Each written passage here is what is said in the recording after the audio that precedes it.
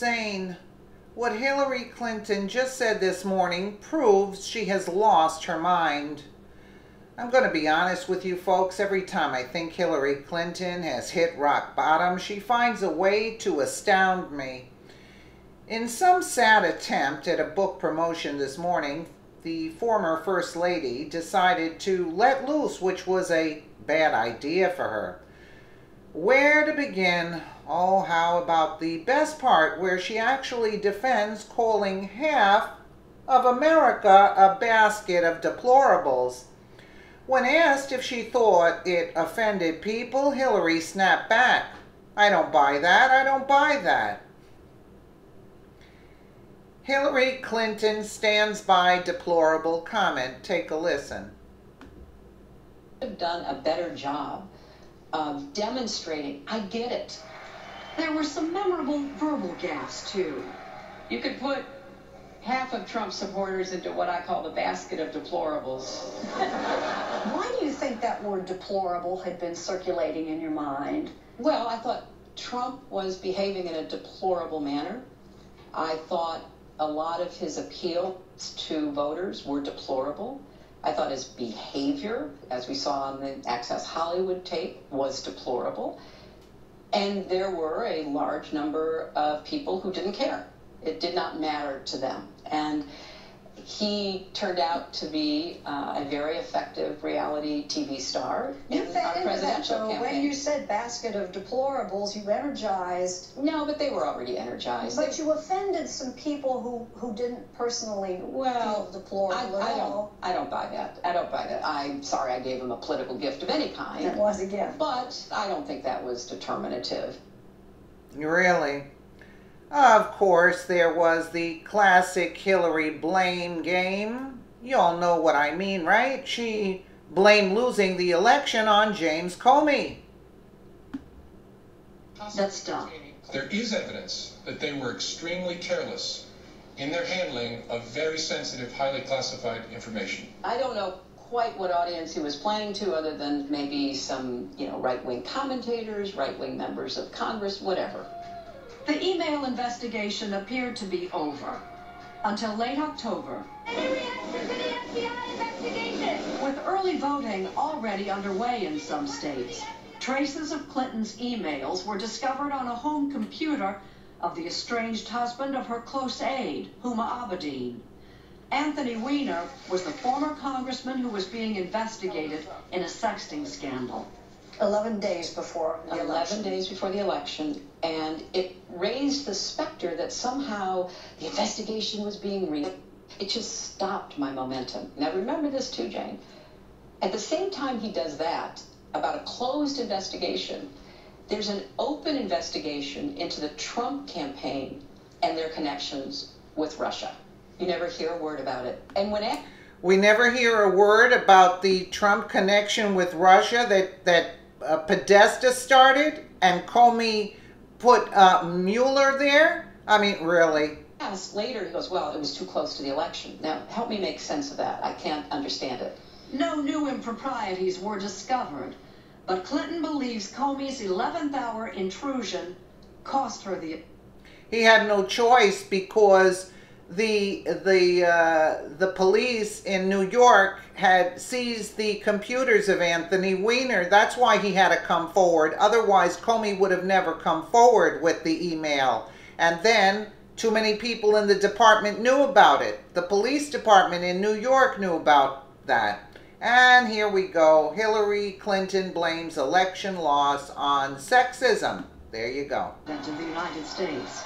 I started the campaign knowing that I would have to work extra hard to make women and men feel comfortable with the idea of a woman president. Yeah, that was the problem. Fit into the stereotypes we all carry around in our head. And a lot of the sexism and the misogyny was... Notice the interviewer, I forgot her name, Jane Pauley.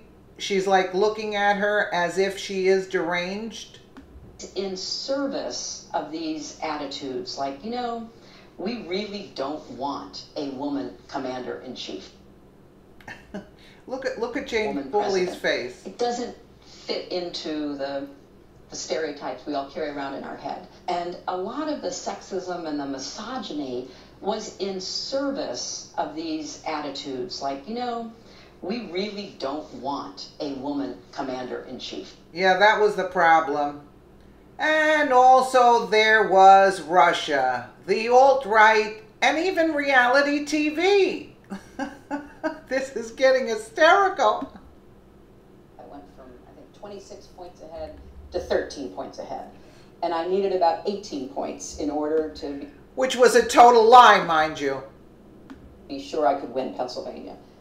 I watched how analysts, who I have a great deal of respect for, like Nate Silver, burrowed into all the data and said, but for that Comey letter, she would have won. So it was very personal to me. I think my general election prospects were so badly damaged because of that, that even though I was starting to come back, it was not enough time to overcome it. But even though that was the primary blow to my campaign at the very end, it has to be looked at in context with the Russians weaponizing information, negative stories about me, this whole WikiLeaks beginning to leak in early October, yeah, John Podesta's emails, which if you've read them all. Yeah, all the information came out that you were a crook. They're pretty anodyne, but they were taken out of context. Really? Stories were made up about them. Really? We now know Facebook was taking money from Russian companies to run negative stories about me. If you look at all of this, yes, it affected me and my campaign. But I am more concerned now going forward that we haven't come to grips with what it means for future elections.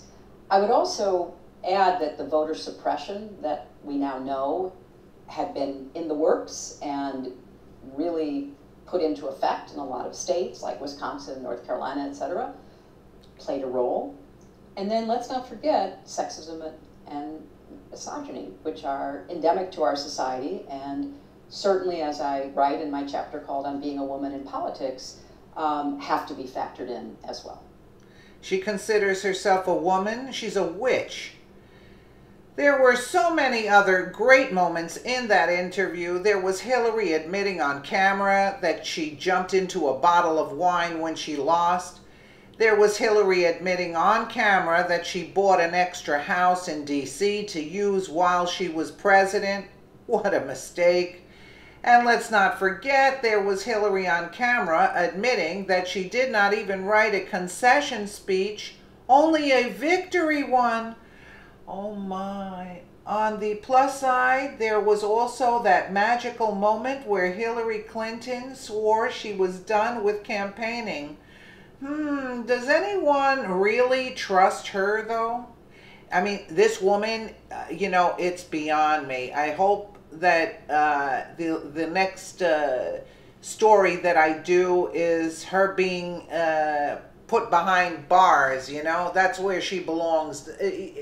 And she stands there, sits there actually on camera with a straight face and think people are going to buy her garbage. People have awoken.